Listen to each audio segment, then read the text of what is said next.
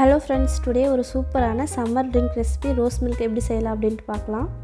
கடையில் வாங்கி சாப்பிட்ற ரோஸ் மில்கை விட இந்த ரோஸ் மில்க் வேறு லெவலில் இருக்கும். கண்டிப்பாக ட்ரை பண்ணி பாருங்கள். சேனலை சப்ஸ்கிரைப் பண்ணிவிட்டு வீடியோ கண்டினியூ பண்ணுங்கள். வாங்க இப்போ வீடியோக்குள்ளே போகலாம். நம்ம எவ்வளோ ரோஸ் மில்க் செய்ய போகிறோமோ அந்தளவுக்கு பாலை காய்ச்சிட்டு நல்லா ஃப்ரிட்ஜில் வச்சு சில் பண்ணி எடுத்துக்கலாம்.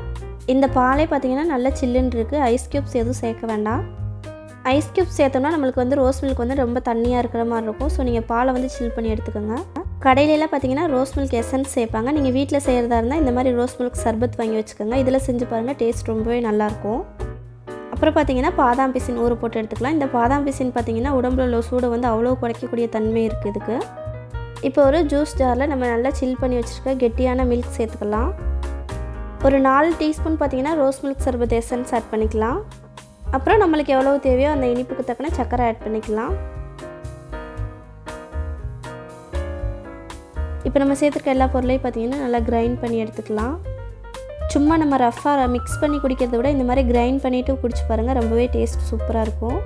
அவ்வளோதான், சட்டுன்னு ரொம்ப ஈஸியாக ரொம்பவே சிம்பிளாக டேஸ்ட்டான ரோஸ் மில்க் ரெடி ஆயிடுச்சு. லாஸ்ட்டாக கொஞ்சம் நம்ம ஊற வச்சு எடுத்த பாதாம் பிசின் சேர்த்து நல்லா மிக்ஸ் பண்ணி விட்டுக்கோங்க. அவ்வளோதான், சூப்பராக ரெடி ஆயிடுச்சு.